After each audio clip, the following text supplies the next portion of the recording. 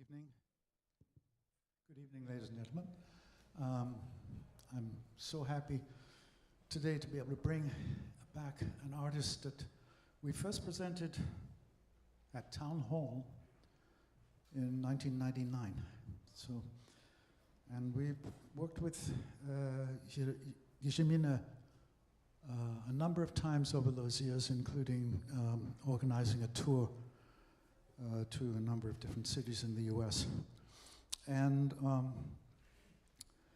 this concert we'd like to dedicate to Guillermina's brother Carlos, who was so important in presenting tango in New York City. He produced RBA Tango magazine and a radio program of the same name for many years, from the 1970s through the early 2000s. And this concert will go without intermission, and we're happy to have with the Guillermina Quiroga company the Pedro Giraudo Tango Quartet. It's approximately an hour and a quarter, and as I said, there will be no intermission. So please welcome now the Pedro Giraudo Tango Quartet, who will open the concert. Thank you.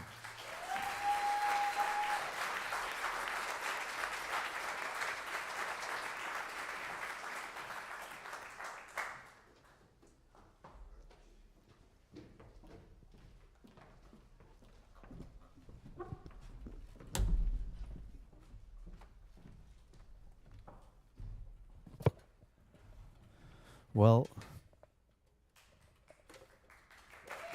hello. Welcome. It is such a huge pleasure for us to be here, sharing this tradition with all of you that we all love so much and care so much for.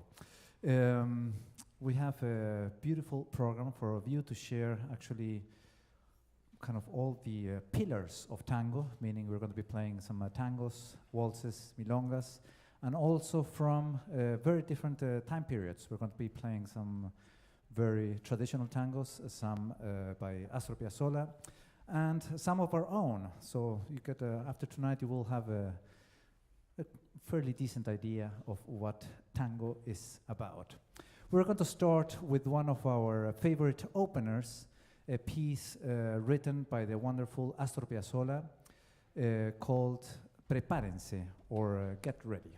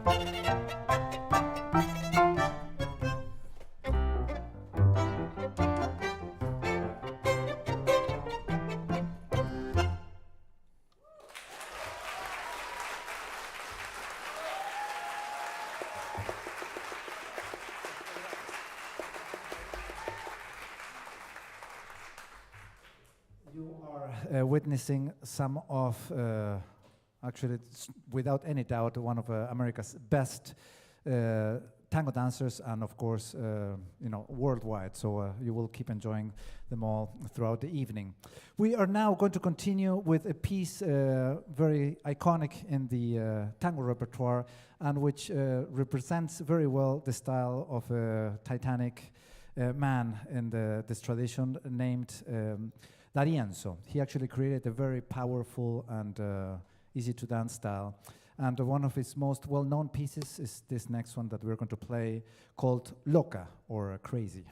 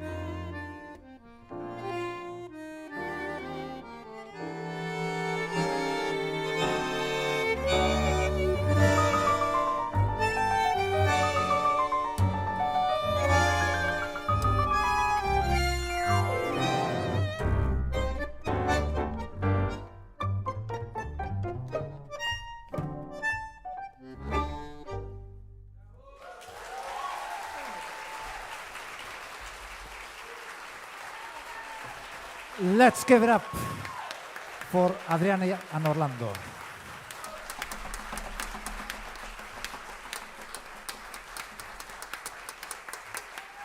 Yeah. As I mentioned earlier, we're going to be playing some old, new, and contemporary tango. And this next one is actually one of our own. It's a waltz that I wrote, but very much imitating the traditional form and kind of melodic material. And it was inspired after watching a very beautiful and fun interview of the Argentinian writer Jorge Luis Borges. If you're not familiar with his work, I suggest that you get familiar because it's wonderful. There is a very famous book called Ficciones. It's a kind of a compilation of short stories, and they're marvelous.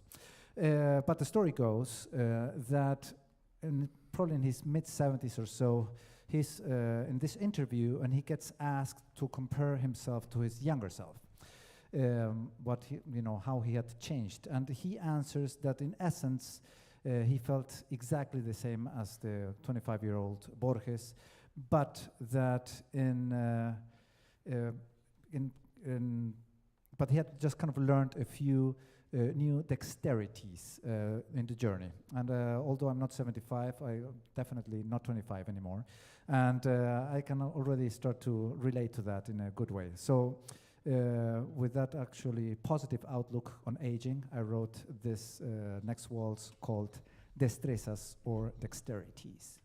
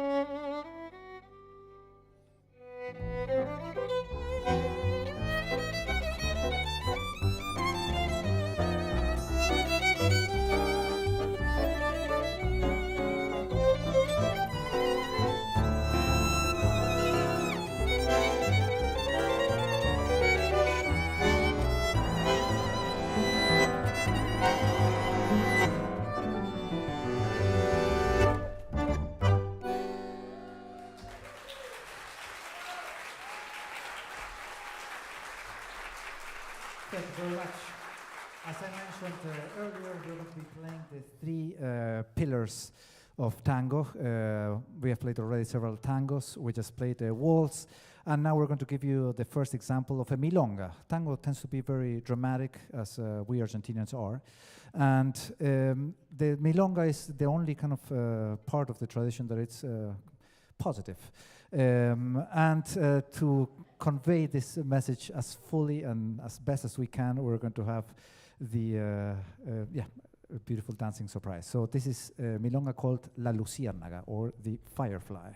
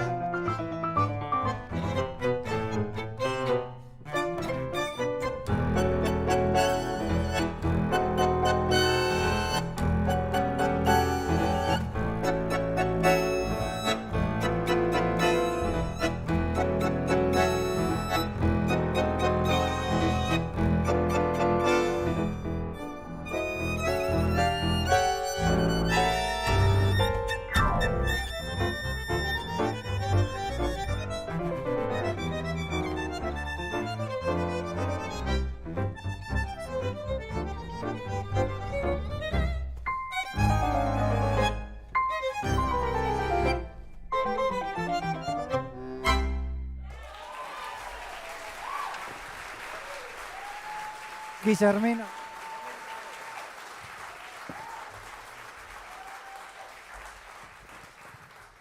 Can you hear me well?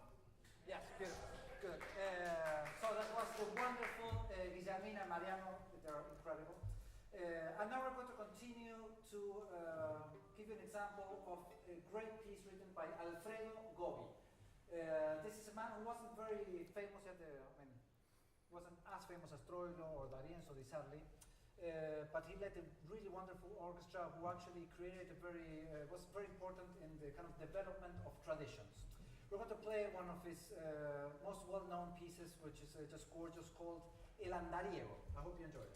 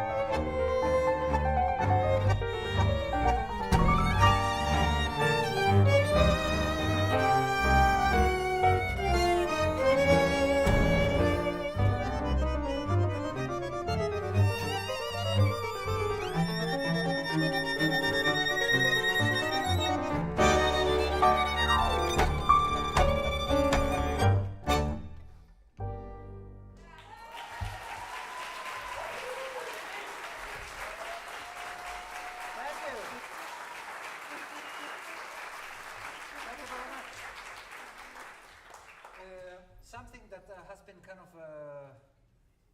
something like a hot topic in tango has been African influence in both the music and in the dance. And it's something that is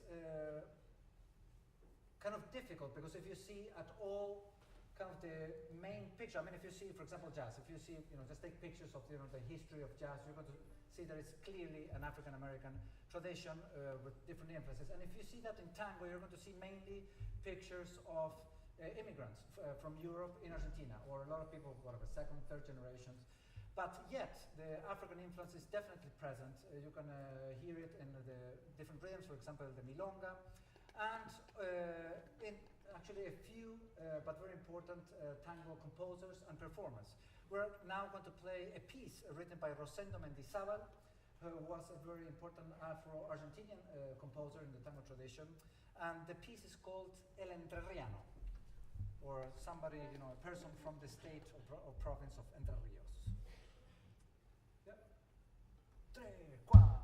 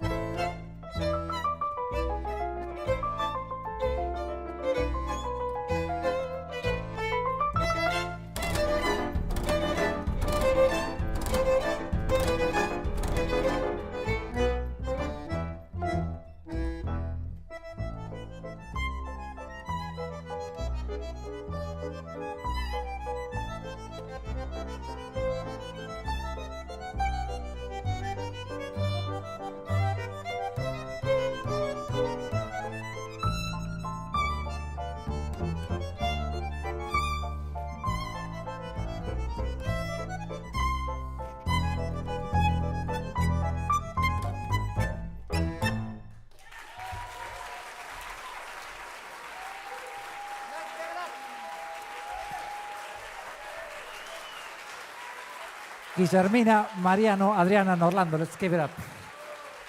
You're looking at the best tango dancers around. Thank you very much. Now we're going to continue with another piece of our own, and this one, a musical consequence of the pandemic. I'm going to guess, like most of you, if you were in New York, you were stuck in very small apartments, very avid to do the many, many things that we no longer could. And at the beginning of the pandemic, when I very wrongly thought that this would take maybe, 3-4 weeks or so, I actually was still kind of on a positive, mood, and listening to a lot of Brazilian music, which in spite of the geographical proximity to Argentina, we're neighbors. Argentinians, I think we lost that record, but for a while we had the highest rate of psychiatrists per capita in the whole world. So we're, very dramatic, depressive, anxious. And on the other hand, Brazilians, you just cross a few miles and everybody's happy, there's a completely different outlook on life. So when the pandemic started and I was stuck in a small apartment, I was listening to a lot of that wonderful music. And in the next piece, you're going to hear that influence, both positive and some musical elements from Brazilian music. The piece is called Ávido, or Avid. Enjoy.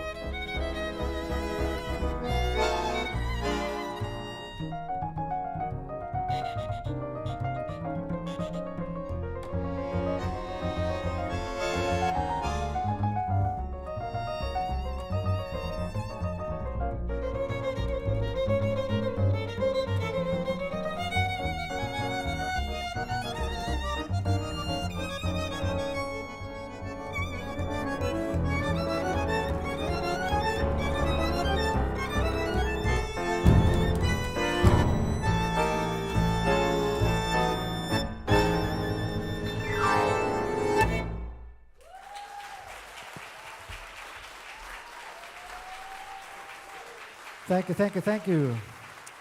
That was Avida, thank you. And now we're going to continue presenting to you a wonderful piece, very characteristic of the style of Osvaldo Pugliese. He led an orchestra in Argentina for over 50 years, creating a very unique and powerful style. And to illustrate this point as better as we can, we're going to invite Guillermina Mariano to the stage to dance it. Patético, or pathetic.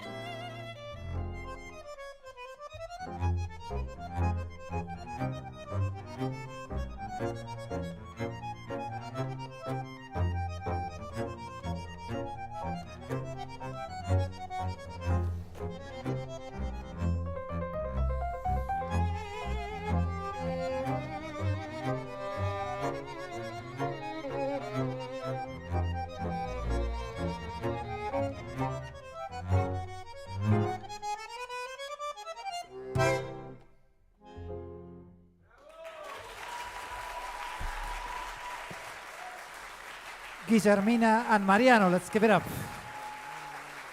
You are enjoying the very, very best.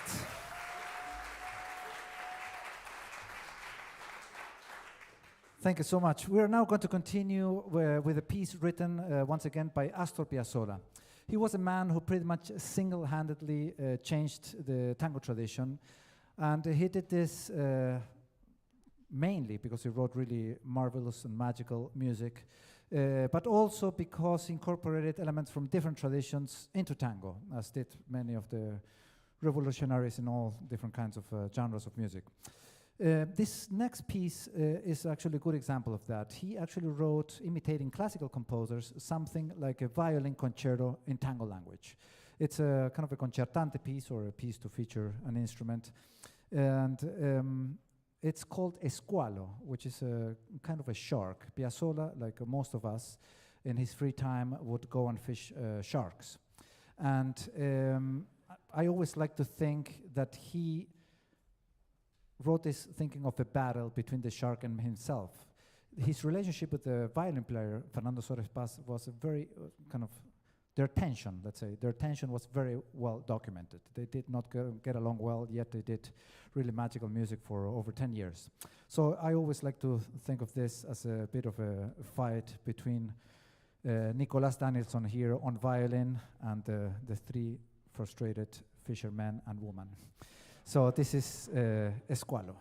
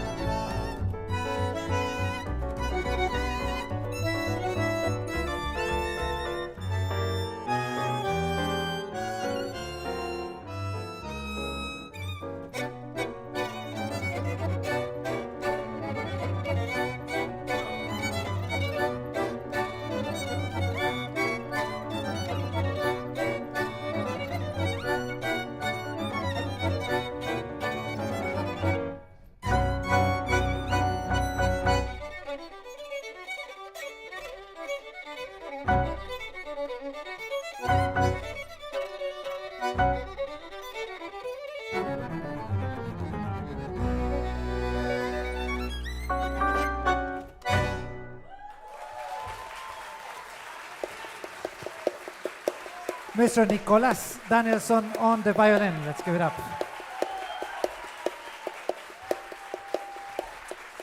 Bravissimo. And now we're going to play kind of an interesting combination. I mentioned in the past the music of Astor Piazzolla and also the wonderful composer, pianist, and tango band leader Osvaldo Pugliese. We're now going to play a piece written by Astor Piazzolla but arranged for the orchestra of Osvaldo Pugliese, and we're going to do the best to kind of imitate what 4 bandoneones, 4 violins, viola, cello, and the rest sounds, but with the 4 of us. But this piece is called Zoom, and it will feature our wonderful dancers Adriana and Orlando. Enjoy.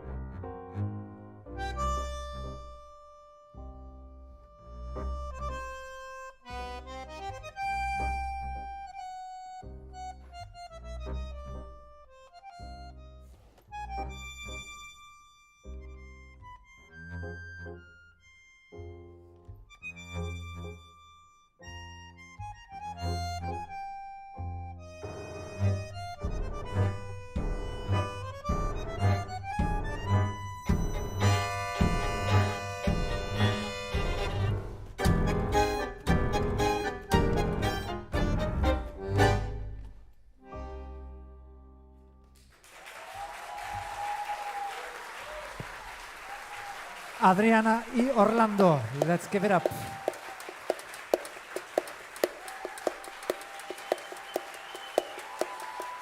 Bravissimo.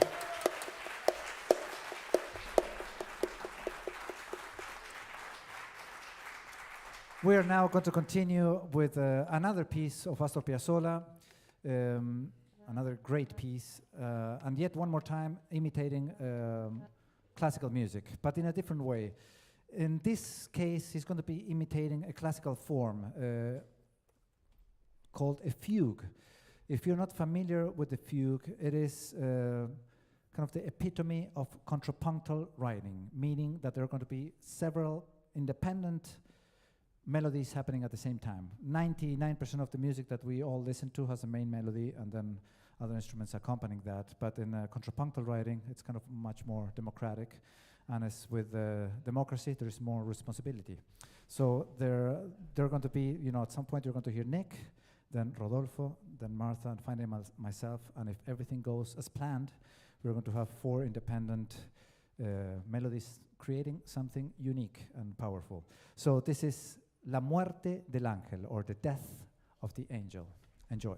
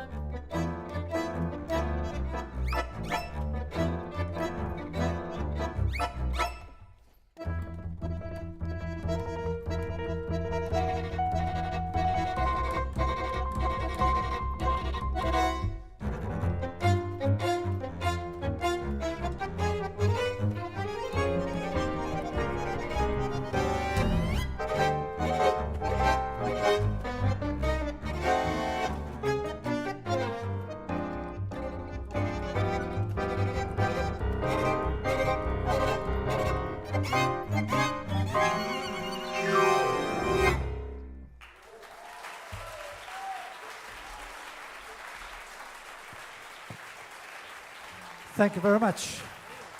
You have been listening to Nicolás Danielson on the violin, Rodolfo Zanetti on the bandoneon, Martha Cato on the piano, and yours truly, Pedro Giraudo here. Thank you, thank you. We have something very, very special for all of you now. We're going to play another piece written by Astor Piazzolla. We just played La Muerte del Ángel, or the Death of the Angel. He actually wrote 2 suites, one for an angel and one for a devil. And now we're going to play another movement from the Diablo, and this one is called Romance del Diablo, or Romance of the Devil. And yeah, I'm not going to spoil it. It's going to be something very, very special. Romance del Diablo.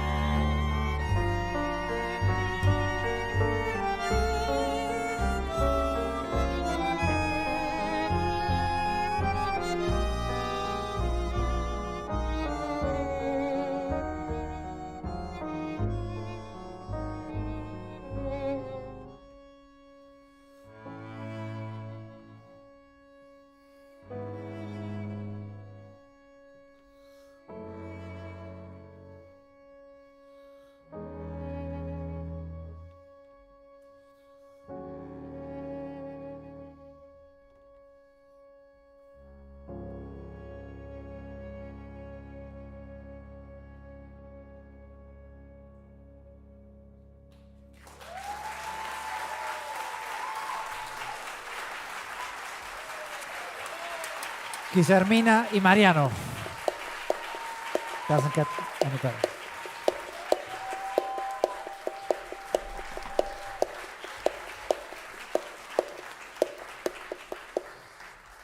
And now we're going to play one of Astor Piazzolla's most beloved and well-known pieces, one where the influence of jazz is palpable.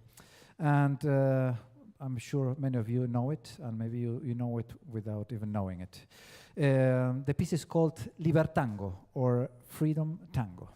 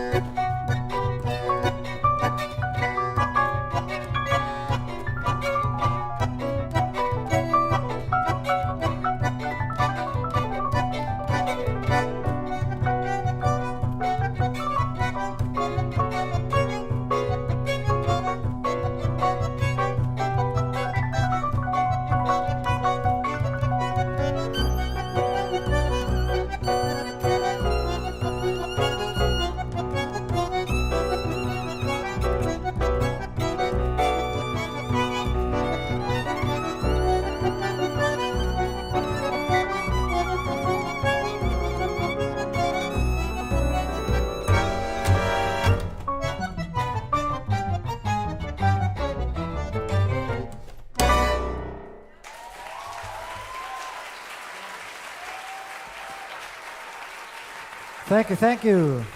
Thank you very much.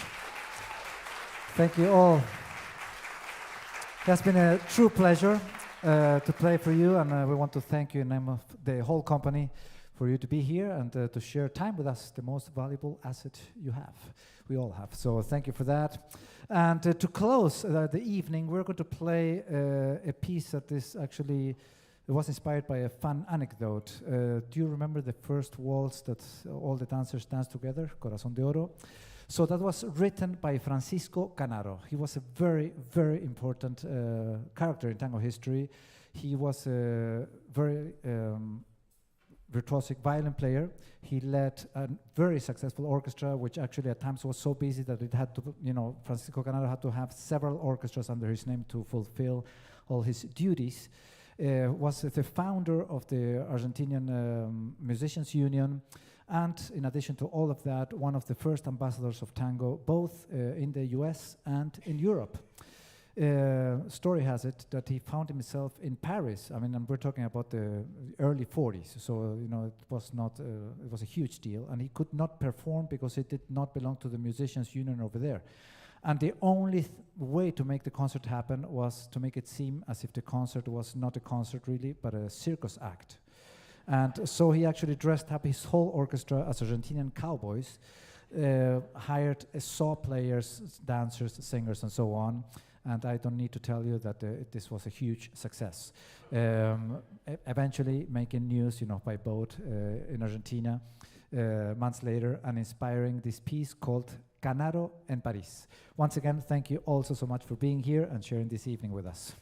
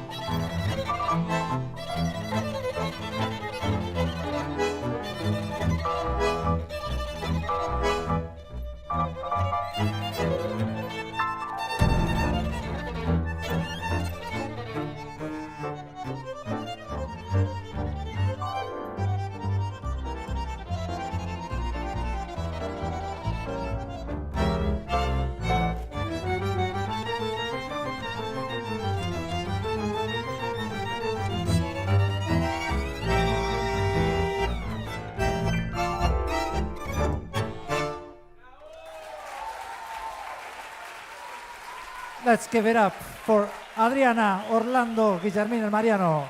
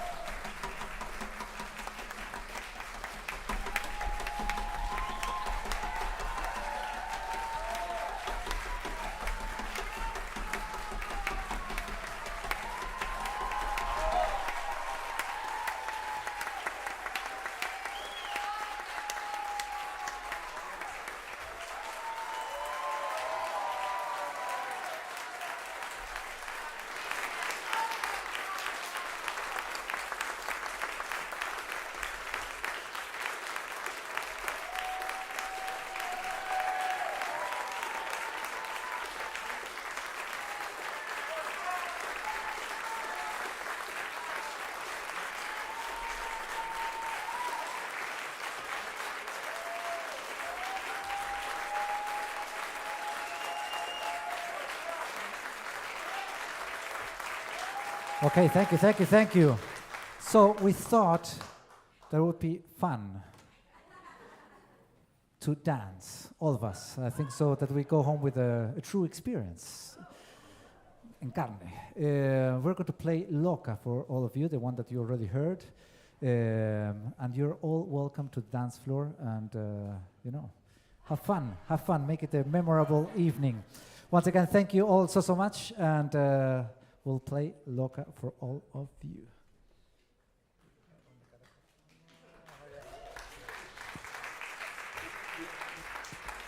Oh, come on.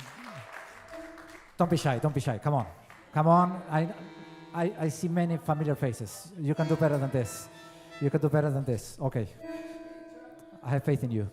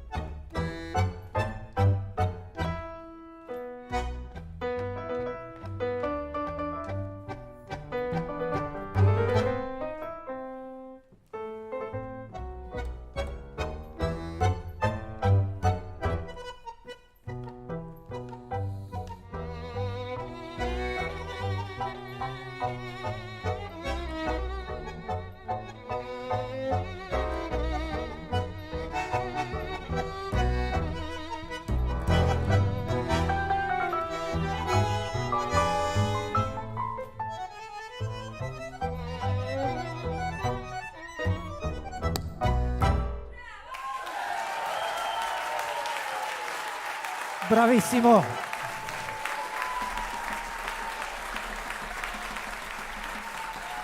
Thank you.